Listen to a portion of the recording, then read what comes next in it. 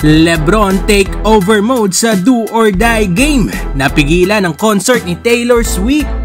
Game 4 nga ng first round sa pagitan ng LA Lakers at Denver Nuggets.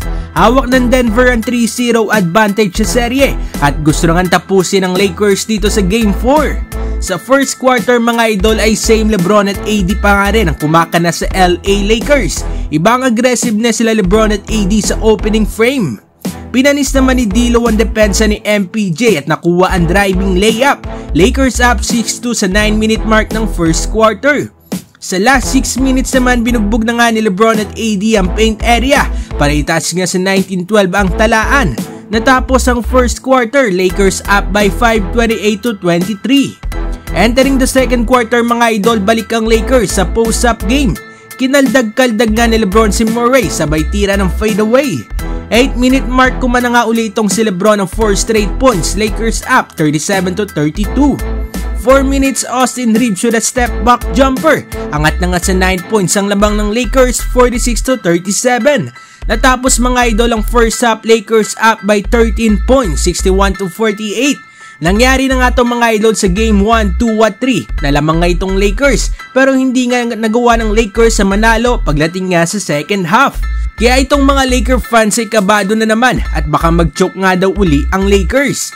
Pero sa pagpasok nga ng third quarter mga idol, aggressive pa nga rin ng Lakers. Hachimura back-to-back basket para iangat nga sa 15 points ang lamang ng Lakers 65-50. 5-minute mark naman unti-unting nahabol ang Nuggets pero sa tres nga na ito ni D'Lo ay nakabawi na nga itong Lakers, balik naman ang lamang sa 14 points. Next play naman gandang cut ni LeBron sa baseline sabay dakdak. Lakers up 77-62.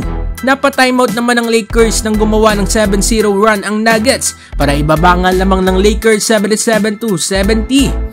Buti na nga lang mga idol at nakatres itong si Gabe Vincent para ibalik nga sa 10 points ang lamang ng Lakers.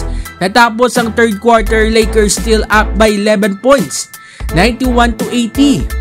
Sa fourth quarter naman mga idol ay maganda nga ang ginawa ng LA Lakers na manage nga nila ang kalamangan at patuloy nga lang itong si LeBron sa pag-araro sa paint area.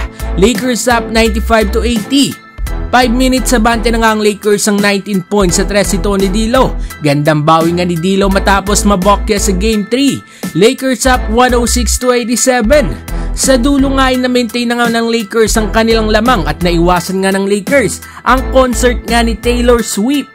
LeBron James with 30 points and Davis with 25 points at D'Lo at Reeves with 21 points. Anong masasabi ninyo dito mga idol? Kaya din pa kaya ng Lakers na makomplete ang comeback sa serye na ito?